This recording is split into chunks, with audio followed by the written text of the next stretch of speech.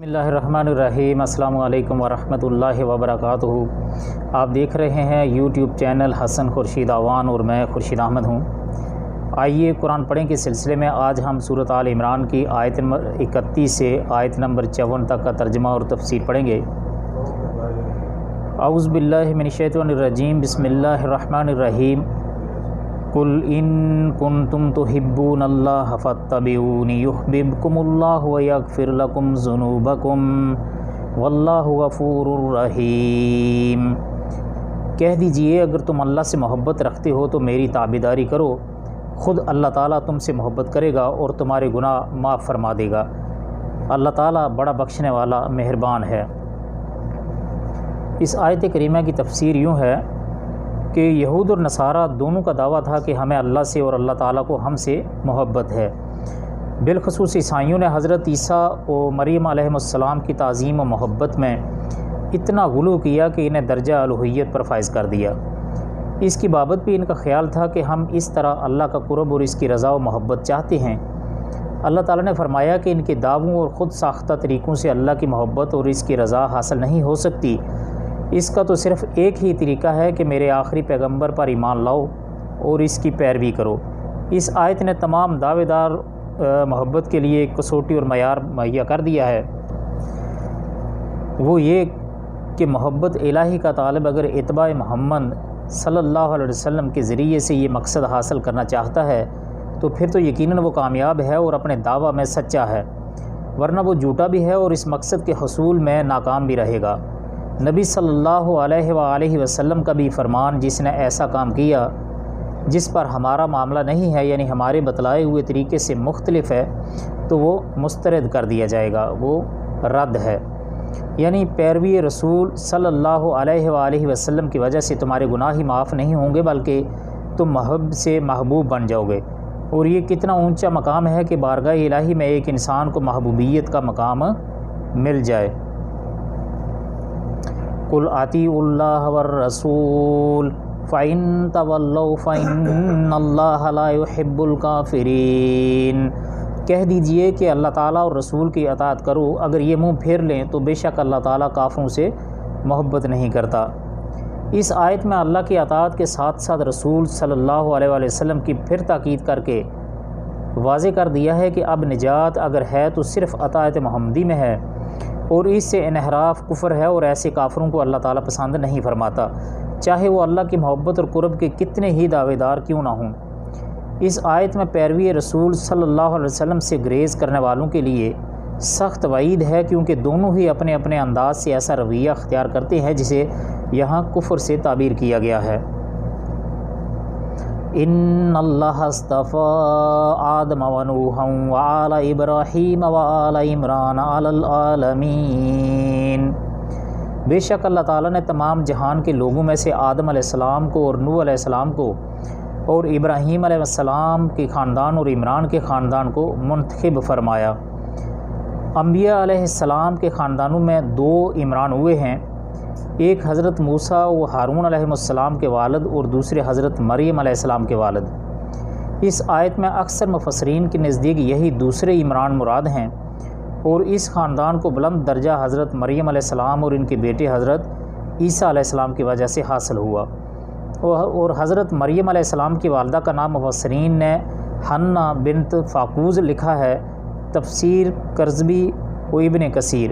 اس آیت میں اللہ تعالیٰ نے آل عمران کے علاوہ مزید 3 خاندانوں کا تذکرہ فرمایا جن کو اللہ تعالیٰ نے اپنے وقت میں جہانوں پر فضیلت عطا فرمائی۔ ان میں پہلے حضرت آدم علیہ السلام ہیں جنہیں اللہ نے اپنے ہاتھ سے بنایا، اس میں اپنی طرف سے روح پھونکی۔ دوسرے حضرت نوح علیہ السلام ہیں، انہیں اس وقت کا رسول بنا کر بھیجا گیا جب لوگوں نے اللہ کو چھوڑ کر بتوں کو معبود بنا لیا۔ انہیں عمر طویل عطا کی گئی، انہوں نے اپنی قوم کو 950 سال تبلیغ کی، لیکن چند افراد کے سوا کوئی آپ پر ایمان نہیں لایا۔ بالآخر آپ کی بد دعا سے اہل ایمان کے سوا دوسرے تمام لوگوں کو غرق کر دیا گیا۔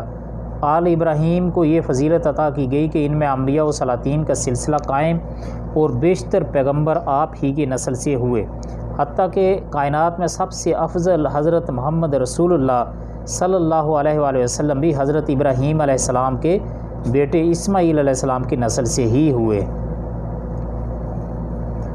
ذریاتن بعضها من بعض واللہ سمیع علیم، کہ یہ سب آپس میں ایک دوسرے کی نسل سے ہیں اور اللہ تعالیٰ سنتا اور جانتا ہے۔ یا دوسرے معنی یعنی ایک دوسرے کی نسل سے ہیں، اس کے دوسرے معنی یہ ہیں بھی ہو سکتے ہیں کہ دین میں ایک دوسرے کے معاون و مددگار ہیں۔ اذ قالت امرأۃ عمران رب انی نذرت لک ما فی بطنی محررا فتقبل منی انک انت السمیع العلیم۔ جب عمران کی بیوی نے کہا کہ اے میرے رب، میرے پیٹ میں جو کچھ ہے اسے میں نے تیرے نام آزاد کرنے کی نظر مانی، تو میری طرف سے قبول فرما، یقیناً تو خوب سننے والا اور پوری طرح جاننے والا ہے۔ محررہ تیرے نام آزاد کا مطلب تیری عبادت گاہ کی خدمت کے لیے وقف کرنا۔ فلما وضعتها قالت رب انی وضعتها انثى واللہ اعلم بما وضعت ولیس الذکر کالانثى وانی سمیتها مریم وانی اعیذها بک وذریتها من الشیطان الرجیم۔ جب بچی کو جنا تو کہنے لگی اے پروردگار مجھے تو لڑکی ہوئی ہے، یعنی مجھے تو لڑکی ہوئی ہے، اللہ تعالیٰ کو خوب معلوم ہے کہ کیا اولاد ہوئی ہے اور لڑکا لڑکی جیسا نہیں۔ میں نے اس کا نام مریم رکھا، میں اسے اور اس کی اولاد کو شیطان مردود سے تیری پناہ میں دیتی ہوں۔ اس جملے میں حسرت کا اظہار بھی ہے اور عذر کا بھی۔ حسرت اس طرح کہ میری امید کے برعکس لڑکی ہوئی ہے، اور عذر اس طرح کہ نظر سے مقصود تو تیری رضا کے لیے ایک خدمت گار وقف کرنا تھا، اور یہ کام ایک مرد ہی زیادہ بہتر طریقے سے کر سکتا تھا۔ اب جو کچھ بھی ہے تو اسے جانتا ہے۔ حافظ ابن کثیر نے اس سے اور حدیث نبوی سے استدلال کرتے ہوئے لکھا ہے، بچے کا نام ولادت کے پہلے روز رکھنا چاہیے، اور 7ویں دن نام رکھنے والی حدیث کو ضعیف قرار دے دیا ہے۔ لیکن حافظ ابن قیم نے تمام احادیث پر بحث کر کے آخر میں لکھا ہے کہ پہلے روز، تیسرے روز یا 7ویں روز نام رکھا جا سکتا ہے، اس مسئلے میں گنجائش موجود ہے۔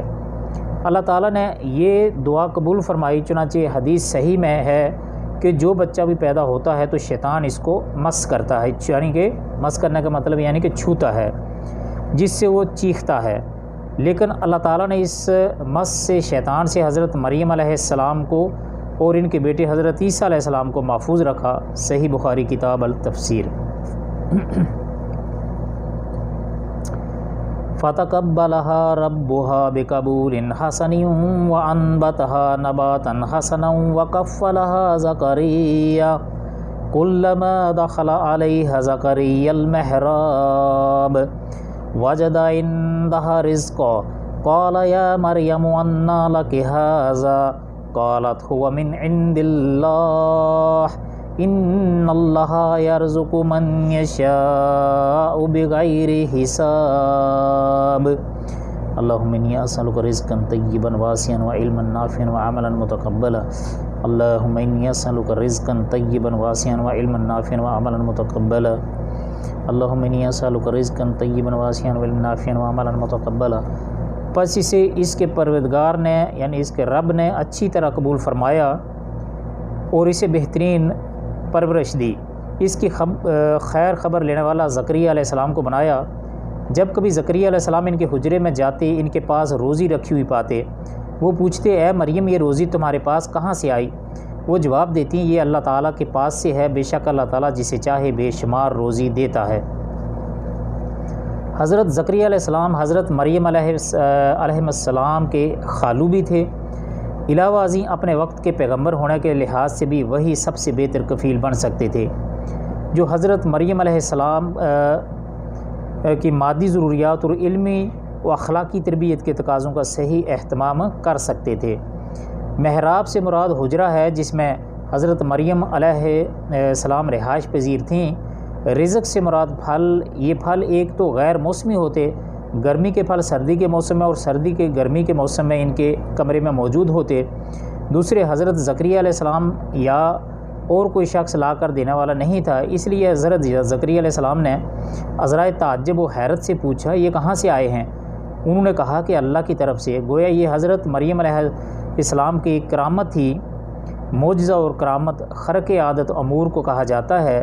یعنی جو ظاہر اسباب کے خلاف ہو. یہ کسی نبی کے ہاتھ پر ظاہر ہو تو اسے معجزہ اور کسی ولی کے ہاتھ پر ظاہر ہو تو اسے کرامت کہا جاتا ہے.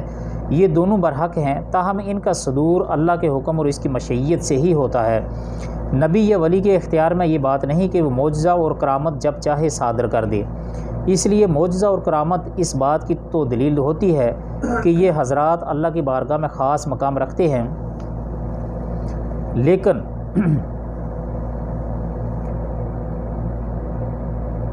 لیکن اس سے یہ امر ثابت نہیں ہوتا کہ ان مقبولین بارگاہ کے پاس کائنات میں تصرف کرنے کا اختیار ہے، جیسا کہ اہل بدعت اولیاء کی کرامتوں سے عوام کو یہی کچھ باور کرا کے انہیں شرکی عقیدوں میں مبتلا کر دیتے ہیں. اس کی مزید وضاحت بعد معجزات کے ضمن میں آئے گی. ہنالک دعا زکریا ربہ قال رب ھب لی من لدنک ذریۃ طیبہ انک سمیع الدعاء. اسی جگہ زکریا علیہ السلام نے اپنے رب سے دعا کی، کہا کہ اے میرے رب مجھے اپنے پاس سے پاکیزہ اولاد عطا فرما، بے شک تو دعا سننے والا ہے. فنادته الملائکۃ وهو قائم یصلی فی المحراب ان اللہ یبشرک بیحییٰ مصدقا بکلمات من اللہ وسیدا وحصورا ونبیا من الصالحین. پس فرشتوں نے انہیں آواز دی جب وہ حجرے میں کھڑے نماز پڑھ رہے تھے کہ اللہ تعالیٰ تجھے یحییٰ کی یقینی خوشخبری دیتا ہے جو اللہ تعالیٰ کے کلمہ کی تصدیق کرنے والا، سردار، ضابطہ نفس اور نبی ہے نیک لوگوں میں سے. بے موسمی پھل دیکھ کر حضرت زکریا علیہ السلام کے دل میں بھی بڑھاپے اور بیوی کے بانجھ ہونے کے باوجود یہ آرزو پیدا ہوئی کہ کاش اللہ تعالیٰ انہیں بھی اسی طرح اولاد سے نواز دے.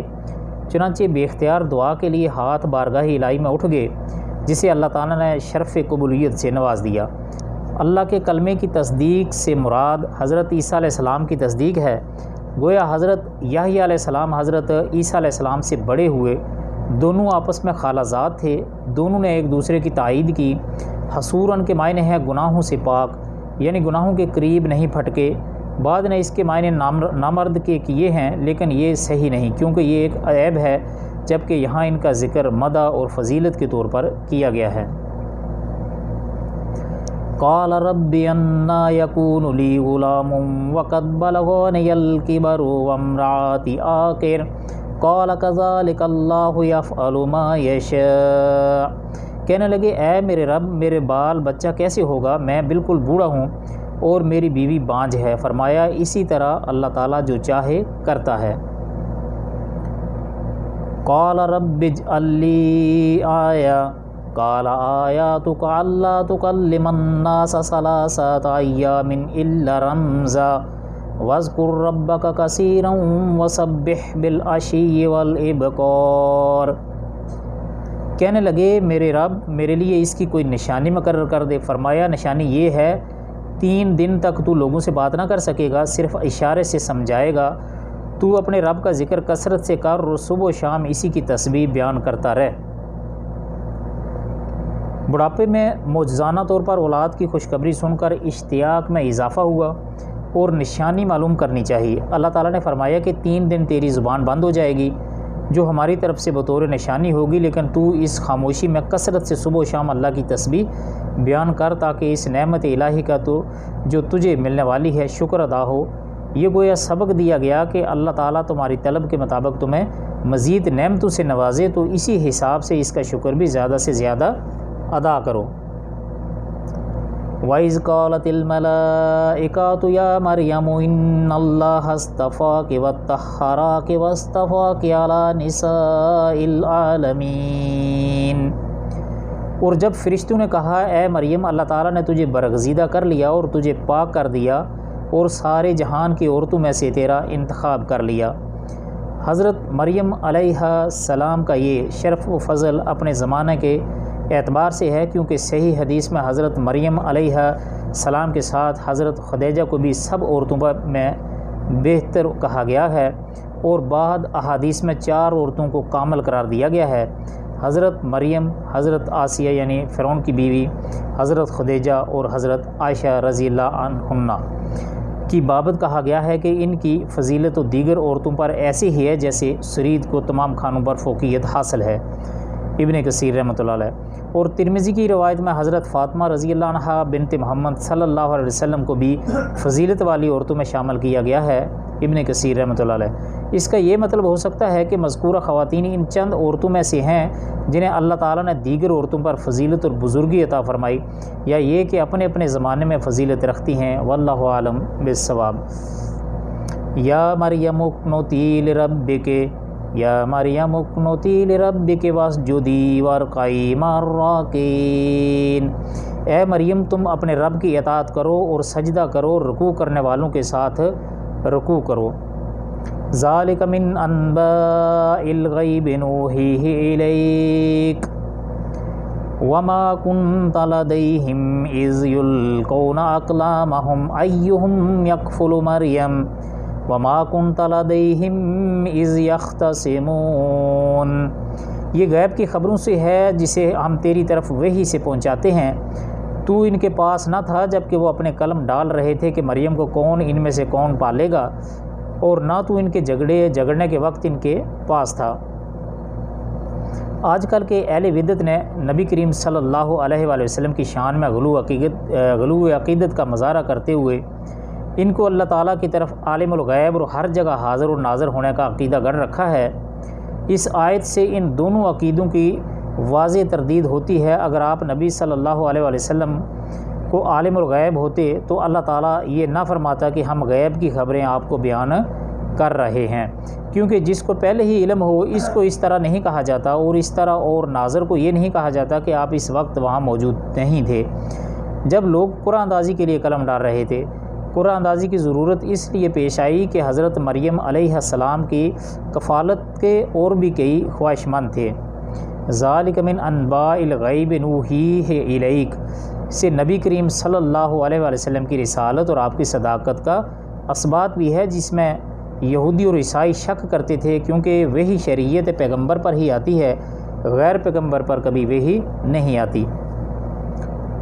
اذ قالت الملائکۃ یا مریم ان اللہ یبشرک بکلمات منہ اسمہ المسیح عیسی ابن مریم وجیہا فی الدنیا والآخرۃ ومن المقربین۔ جب فرشتوں نے کہا اے مریم اللہ تعالیٰ تجھے اپنے ایک کلمے کی خوشخبری دیتا ہے جس کا نام مسیح عیسیٰ بن مریم ہے، جو دنیا اور آخرت میں ذی عزت ہے اور وہ میرے مقربین میں سے ہے۔ کلمے سے مراد یعنی حضرت عیسیٰ علیہ السلام کو کلمہ یعنی کلمۃ اللہ اس اعتبار سے کہا گیا ہے کہ ان کی ولادت اعجازی شان کی مظہر اور عام انسانی اصول کے برعکس باپ کے بغیر ہوئی، اور اللہ کی خاص قدرت اس کے کلمہ کن کی تخلیق ہے۔ مسیح یعنی مسح سے ہے، یعنی کثرت سے زمین کی سیاحت کرنا والا، یا اس کے معنی ہاتھ پھیرنے والا ہے، کیونکہ آپ ہاتھ پھیر کر مریضوں کو باذن اللہ یعنی اللہ کے حکم سے شفا یاب فرماتے تھے۔ ان دونوں معنوں کے اعتبار سے فعیل بمعنی فاعل ہے، اور قیامت کے قریب ظاہر ہونے والے دجال کو جو مسیح کہا جاتا ہے، یا تو بمعنی مفعول یعنی اس کی ایک آنکھ کانی ہوگی کے اعتبار سے ہے، یا وہ بھی چونکہ کثرت سے دنیا میں پھرے گا اور مکہ اور مدینہ کے سوا ہر جگہ پہنچے گا، بخاری و مسلم، اور بعض روایات میں بیت المقدس کا بھی ذکر ہے، اس لیے اسے بھی مسیح الدجال کہا جاتا ہے۔ عام اہل تفسیر نے عموماً یہی بات درج کی ہے۔ کچھ اور محققین کہتے ہیں کہ مسیح یہود و نصارہ کی اصطلاح میں بڑے مامور من اللہ پیغمبر کو کہتے ہیں، یعنی ان کی یہ اصطلاح تقریباً اولو العزم پیغمبر کے ہم معنی ہے۔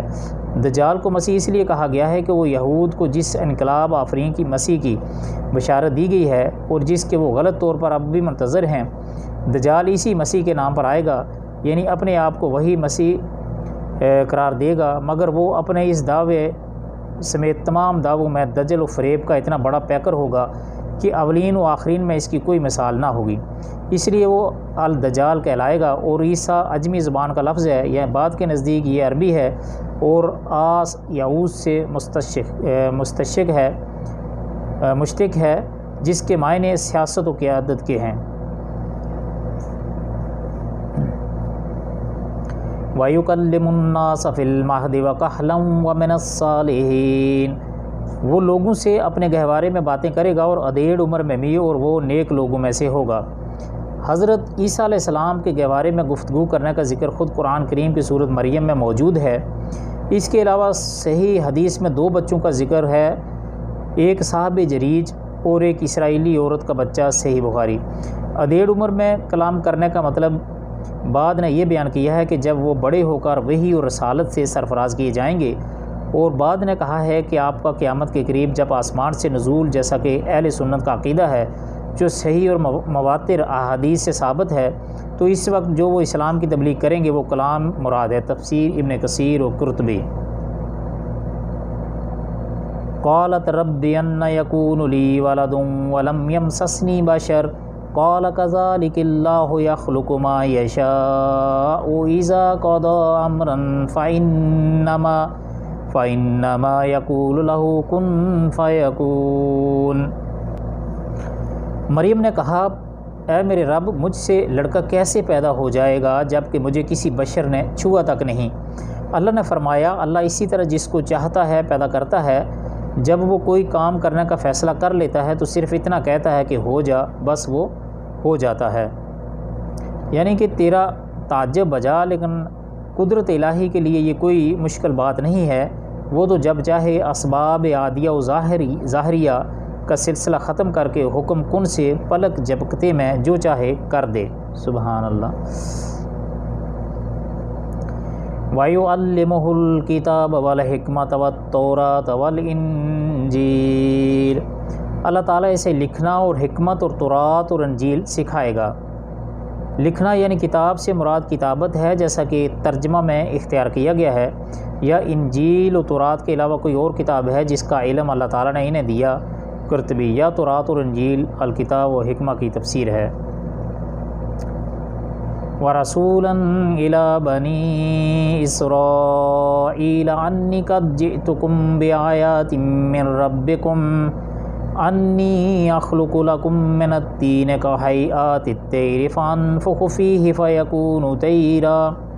فَيَكُونُ طَيْرًا بِإِذْنِ اللَّهِ وَأُبْرِئُ الْأَكْمَحَ وَالْأَبْرَصَ وَأُحْيِي الْمَوْتَ بِإِذْنِ اللَّهِ وَأُنَبِّئُكُم بِمَا تَأْكُلُونَ وَتَدَّخِرُونَ فِي بُيُوتِكُمْ إِنَّ فِي ذَلِكَ لَآيَةً لَكُمْ إِن كُنتُم مُّؤْمِنِينَ۔ اور وہ بنی اسرائیل کی طرف سے رسول ہوگا کہ میں تمہارے پاس تمہارے رب کی نشانی لایا ہوں۔ میں تمہارے لیے پرندے کی شکل کی طرح مٹی کا پرندہ بناتا ہوں، پھر اس میں پھونک مارتا ہوں تو وہ اللہ تعالیٰ کے حکم سے پرندہ بن جاتا ہے، اور اللہ تعالیٰ کے حکم سے میں مادرزاد اندھے کو اور کوڑی کو اچھا کر لیتا ہوں اور مردے کو جگا دیتا ہوں، اور جو کچھ تم کھاؤ اور جو اپنے گھروں میں ذخیرہ کرو میں تمہیں بتا دیتا ہوں۔ اس میں تمہارے لیے بڑی نشانی ہے اگر تم ایمان لانے والے ہو۔ اس آیت کریمہ کی تفسیر کچھ یوں ہے، اخلق لکم یعنی خلق یہاں پیدائش کے معنی میں نہیں ہے، اس پر تو صرف اللہ تعالیٰ ہی قادر ہے کیونکہ وہی خالق ہے۔ یہاں اس کے معنی ظاہر، شکل و صورت گڑھنے اور بنانے کے ہیں۔ دوبارہ باذن اللہ، اللہ کے حکم سے کہنے سے مقصد یہی ہے کہ کوئی شخص اس غلط فہمی کا شکار نہ ہو کہ میں خدائی صفات یا اختیارات کا حامل ہوں۔ نہیں، میں تو اس کا عاجز بندہ ہوں اور رسول ہی ہوں۔ یہ جو کچھ میرے ہاتھ پر ظاہر ہو رہا ہے معجزہ ہے جو محض اللہ کے حکم سے صادر ہو رہا ہے۔ امام ابن کثیر فرماتے ہیں کہ اللہ تعالیٰ نے ہر نبی کو اس کے زمانے کے حالات کے مطابق معجزے عطا فرمائے تاکہ اس کی صداقت ہو اور بالاتری نمایاں ہو سکے۔ حضرت موسیٰ علیہ السلام کے زمانے میں جادوگری کا زور تھا، انہیں ایسا ہی معجزہ عطا فرمایا کہ جس کے سامنے بڑے بڑے جادوگر اپنا کرتب دکھانے میں ناکام رہے۔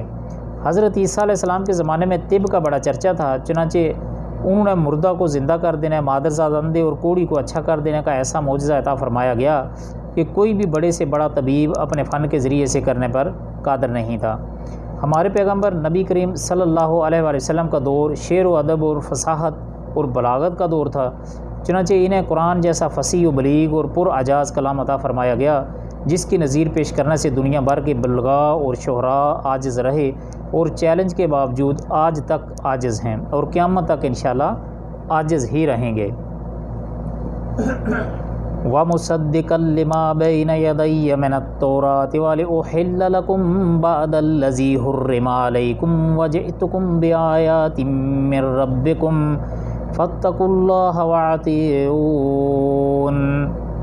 اور میں تورات کی تصدیق کرنے والا ہوں جو میرے سامنے ہے، اور میں اس لیے آیا ہوں کہ تم پر بعد وہ چیزیں حلال کروں جو تم پر حرام کر دی گئی ہیں، اور میں تمہارے پاس تمہارے رب کی نشانی لایا ہوں، اس لیے تم اللہ سے ڈرو اور میری نافرمانی اور میری فرمانبرداری کرو۔ اس سے مراد یا تو وہ بعض چیزیں ہیں جو بطور سزا اللہ تعالیٰ نے ان پر حرام کر دی تھیں، یا پھر وہ چیزیں جو ان کے علماء نے اجتہاد کے ذریعے سے حرام کی تھیں اور اجتہاد میں ان سے غلطی کا ارتکاب ہوا۔ حضرت عیسیٰ علیہ السلام نے اس غلطی کا ازالہ کر کے انہیں حلال قرار دے دیا۔ ان اللہ ربی و ربکم فاعبدوہ ھذا صراط مستقیم۔ یقین مانو میرا اور تمہارا رب اللہ ہی ہے، تم سب اسی کی عبادت کرو، یہی سیدھی راہ ہے۔ یعنی اللہ کی عبادت کرنے میں اور اس کے سامنے ذلت و عاجزی کے اظہار میں اور تم دونوں برابر ہیں۔ اس لیے سیدھا راستہ صرف یہ ہے کہ ایک اللہ کی عبادت کی جائے اور اس کی وحدانیت میں کسی کو شریک نہ ٹھہرایا جائے۔ فَلَمَّا أَحَسَّ عِیسیٰ مِنْهُمُ الْكُفْرَ قَالَ مَنْ أَنصَارِي إِلَى اللَّهِ قَالَ الْحَوَارِيُّونَ نَحْنُ أَنصَارُ اللَّهِ آمَنَّا بِاللَّهِ وَاشْهَدْ بِأَنَّا مُسْلِمُونَ۔ مگر جب حضرت عیسیٰ علیہ السلام نے ان کا کفر محسوس کر لیا تو کہنے لگے کہ اللہ تعالیٰ کی راہ میں میری مدد کرنے والا کون کون ہے؟ حواریوں نے جواب دیا کہ ہم اللہ تعالیٰ کی راہ کے مددگار ہیں، ہم اللہ تعالیٰ پر ایمان لائے اور آپ گواہ رہیے کہ ہم تابع دار ہیں۔ یعنی ایسی گہری سازش اور مشکوک حرکتیں جو کفر یعنی حضرت مسیح کی رسالت کے انکار پر مبنی تھیں۔